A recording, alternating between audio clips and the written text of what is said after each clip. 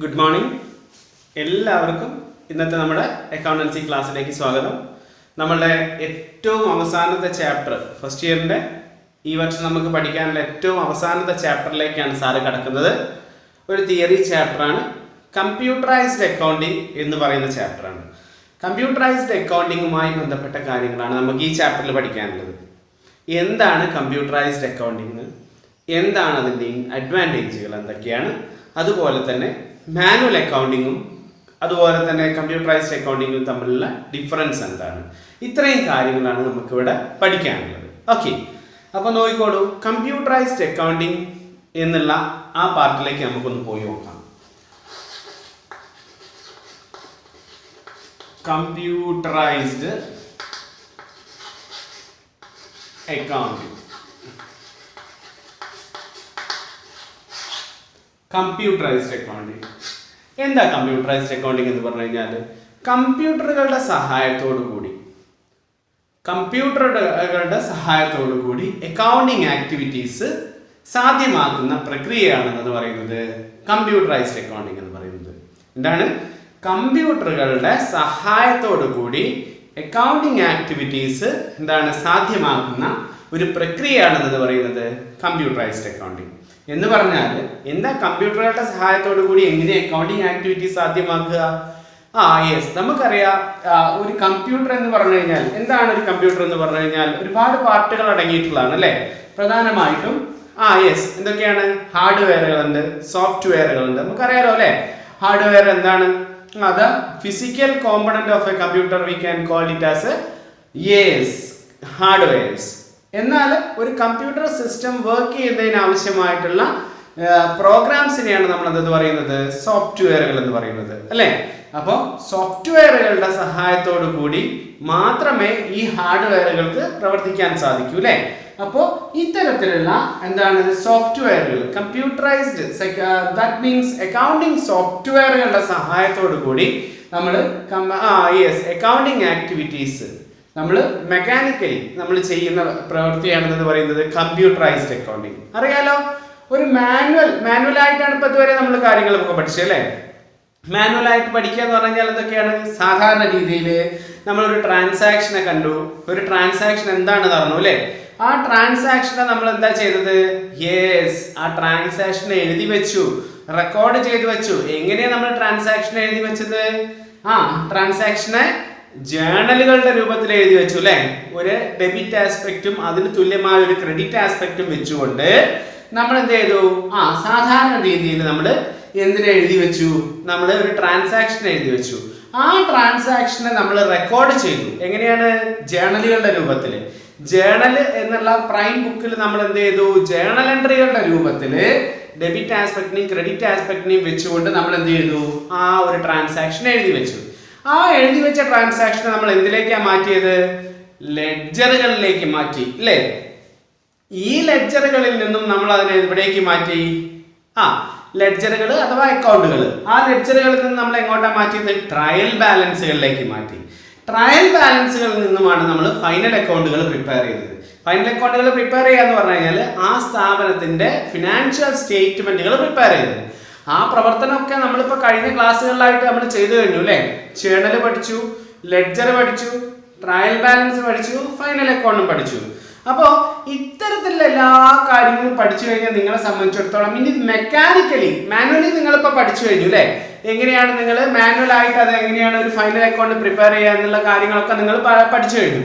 എന്നാൽ ഇത് മെക്കാനിക്കലി നമുക്ക് എങ്ങനെയാണ് ചെയ്യാൻ പറ്റുക എന്നുള്ളതാണ് നമ്മൾ പഠിക്കാൻ പോകുന്നത്. ഓക്കെ, അപ്പോൾ കമ്പ്യൂട്ടറൈസ്ഡ് അക്കൗണ്ടിങ് എന്ന് പറഞ്ഞു കഴിഞ്ഞാൽ എന്താണ്? കമ്പ്യൂട്ടേഴ്സിന്റെ സഹായത്തോടു കൂടി അഥവാ പ്രീ ഡിഫൈൻഡ് ആയിട്ടുള്ള സെറ്റ് ഓഫ് പ്രോഗ്രാംസ് അഥവാ സോഫ്റ്റ്വെയറുകളുടെ സഹായത്തോടു കൂടി അക്കൗണ്ടിങ് ആക്ടിവിറ്റീസ് എങ്ങനെ ചെയ്യാം എന്നുള്ളതാണ് നമ്മൾ എന്ത് ചെയ്യുന്നത്?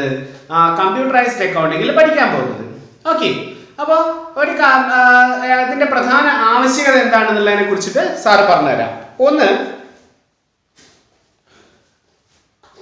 Preparation of accounting documents.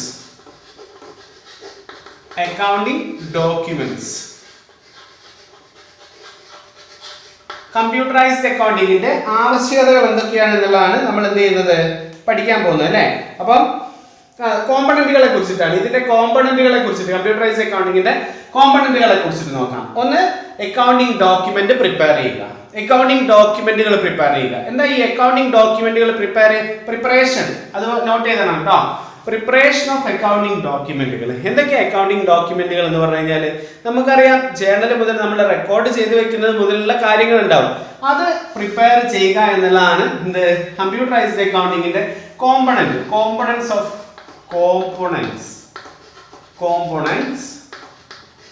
Computerised accounting. അതാണ് നമ്മളിവിടെ പഠിക്കുന്നത് കേട്ടോ.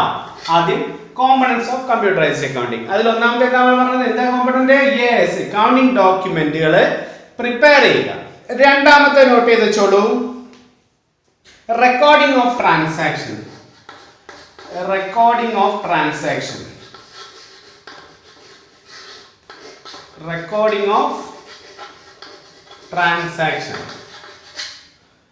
അക്കൗണ്ടിങ് ഡോക്യുമെന്റുകൾ നമ്മൾ എന്ത് ചെയ്തു? പ്രിപ്പയർ ചെയ്തു.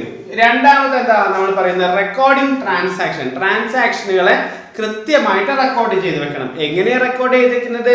Not in manually. എങ്ങനെയാണ് നമ്മൾ അക്കൗണ്ടിംഗ് കമ്പ്യൂട്ടർ ഡിവൈസിനെ യൂസ് ചെയ്തുകൊണ്ട് നമ്മൾ എങ്ങനെയാണ് റെക്കോർഡ് ചെയ്ത് വെക്കുക എന്നുള്ളതാണ്. നമുക്കറിയാം ഒരുപാട് ഡാറ്റ വളരെ സിമ്പിൾ ആയിട്ട് നമുക്ക് റെക്കോർഡ് ചെയ്ത് വെക്കാൻ പറ്റിയ ഒരു സാധനമാണ് കമ്പ്യൂട്ടർ, അല്ലേ?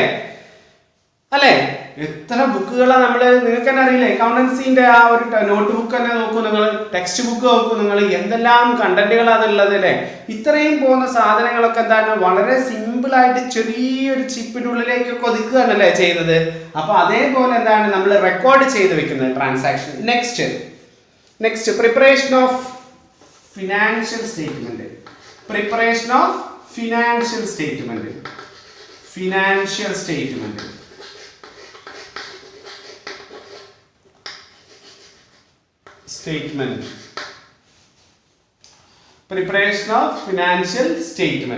എന്തൊക്കെയാ പറഞ്ഞത്? എന്തൊക്കെയാണ് ഇതിന്റെ കോമ്പണന്റ്? കമ്പ്യൂട്ടറൈസ്ഡ് അക്കൗണ്ടിങ്ങിന്റെ കോമ്പണന്റുകളാണ് നമ്മൾ ചർച്ച ചെയ്തത്. ഒന്ന്, അക്കൗണ്ടിംഗ് ഡോക്യുമെന്റ്, പ്രിപ്പയറിംഗ് അക്കൗണ്ടിംഗ് ഡോക്യുമെന്റുകൾ പ്രിപ്പയർ ചെയ്യുക. രണ്ടാമത് എന്താ പറയുന്നത്? റെക്കോർഡിംഗ് ട്രാൻസാക്ഷൻസിനെ റെക്കോർഡ് ചെയ്യുക. ട്രാൻസാക്ഷൻസിനെ എങ്ങനെയാണ് റെക്കോർഡ് ചെയ്യുന്നത്? ട്രാൻസാക്ഷൻസിനെ കൃത്യമായിട്ട് തന്നെ റെക്കോർഡ് ചെയ്യണം, വേണ്ടേ? ട്രാൻസാക്ഷനെ കൃത്യമായിട്ട് റെക്കോർഡ് ചെയ്തിട്ടില്ലെങ്കിൽ ബുദ്ധിമുട്ടല്ലേ? യെസ്, എങ്കിൽ മാത്രമേ നമുക്ക് എന്ത് പ്രിപ്പയർ ചെയ്യാൻ പറ്റൂ? ഫിനാൻഷ്യൽ സ്റ്റേറ്റ്മെന്റ് പ്രിപ്പയർ ചെയ്യും. അപ്പൊ ഈ 3 കോമ്പണന്റുകളാണ് എന്ത് ചെയ്യുന്നത്? നമ്മുടെ കമ്പ്യൂട്ടറൈസ്ഡ് അക്കൗണ്ടിങ്ങിൽ നമ്മൾ പഠിക്കാൻ പോകുന്നത്. ഓക്കെ, നെക്സ്റ്റ് അടുത്ത സൈഡ് ഹെഡിങ് എഴുതിക്കോളൂ നിങ്ങൾ. മനസ്സിലായി വിചാരിക്കട്ടെ എല്ലാവർക്കും? യെസ്, ഇനി അടുത്ത പാർട്ടാണ് നമ്മൾ പഠിക്കാൻ പോകുന്നത്. നീഡ്. എന്തിനാണ് കമ്പ്യൂട്ടറൈസ്ഡ് അക്കൗണ്ടിങ്ങിന്റെ ആവശ്യകത എന്തൊക്കെയാണെന്നുള്ളതാണ്. ഒന്ന്,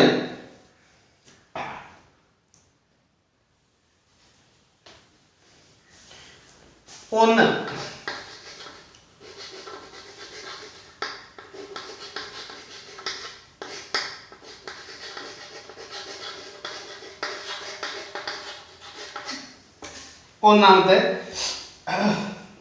ന്യൂമറസ് ട്രാൻസാക്ഷൻസ്. എന്താ ഈ ന്യൂമറസ് ട്രാൻസാക്ഷൻസ് എന്ന് പറഞ്ഞാൽ എന്താണ്? ന്യൂമറസ് ട്രാൻസാക്ഷൻ എന്ന് പറഞ്ഞാൽ ലാർജ് വോളിയം ഓഫ് ട്രാൻസാക്ഷൻ, ധാരാളം ട്രാൻസാക്ഷനുകളെ വളരെ സ്പീഡായി വളരെ ആക്യുറേറ്റ് ആയിട്ട് ചെയ്യുക എന്നുള്ളതാണ് എന്ത് ചെയ്യുന്നത്?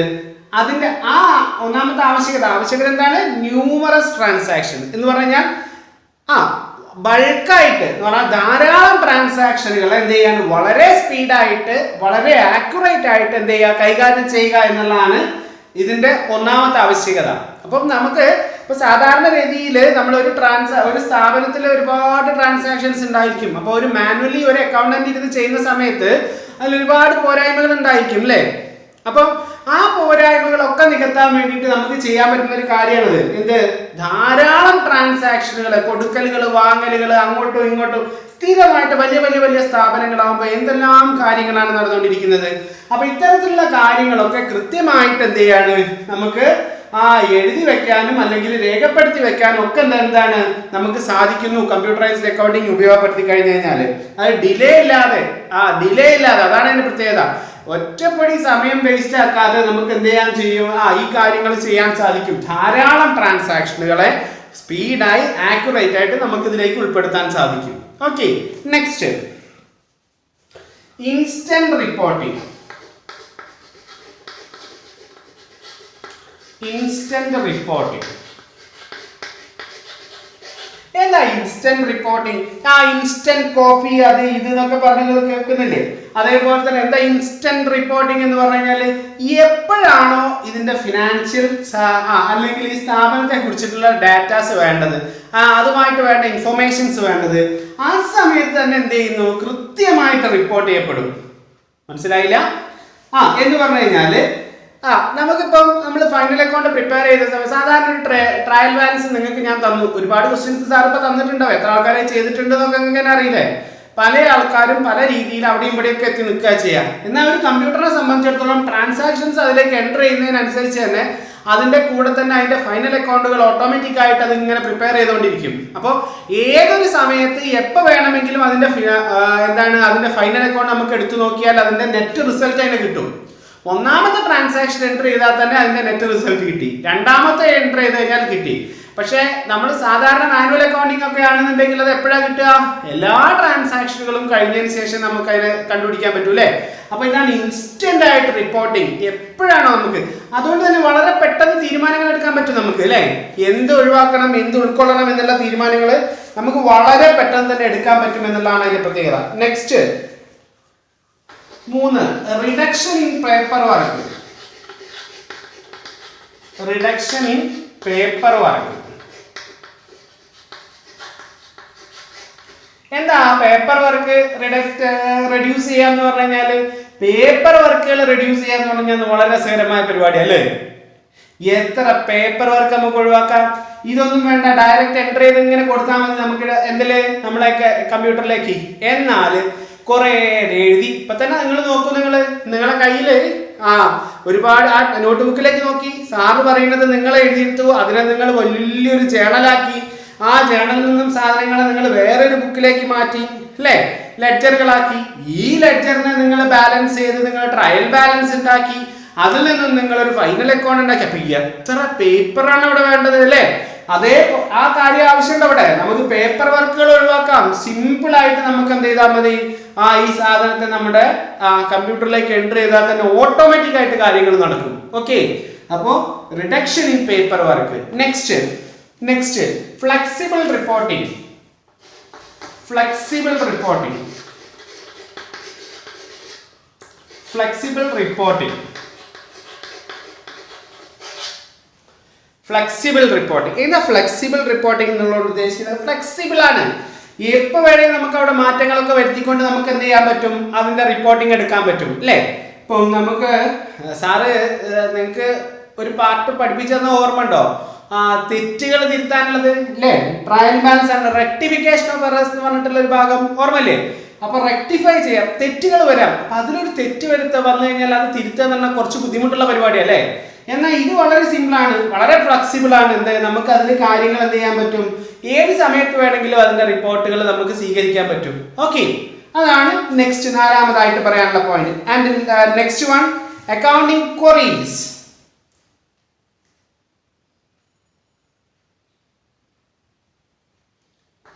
Accounting queries.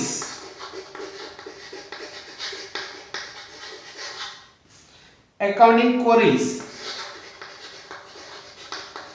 Accounting queries. Accounting queries. Accounting query എന്ന് പറഞ്ഞു കഴിഞ്ഞാല് ഇപ്പൊ നമ്മള് കുറച്ചുകൂടി ഡീറ്റെയിൽ ആയിട്ട് നിങ്ങൾക്ക് പഠിക്കാനുള്ള പാർട്ടുകളൊക്കെ ഉണ്ട് കേട്ടോ. ഡാറ്റാബേസ്, അതേപോലെ തന്നെ ഒരു ക്വറി എന്താണ്, അത് ഇതൊക്കെ നിങ്ങൾക്ക് പഠിക്കാനുണ്ട്.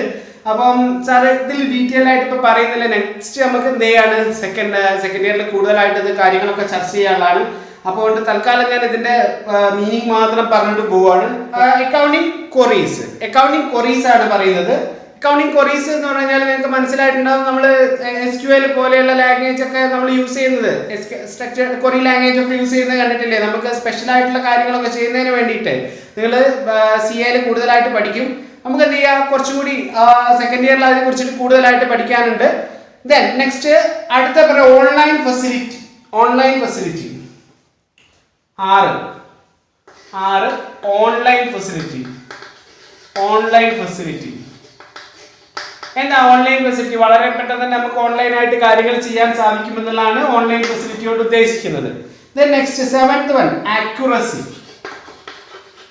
ആക്യുറസി വളരെ കൃത്യമായിട്ട് തന്നെ എന്ത് ചെയ്യാൻ പറ്റും, നമുക്കത് എല്ലാ കാര്യങ്ങളും നമുക്ക് അതിൽ ഉൾപ്പെടുത്തി ചെയ്യാൻ സാധിക്കും.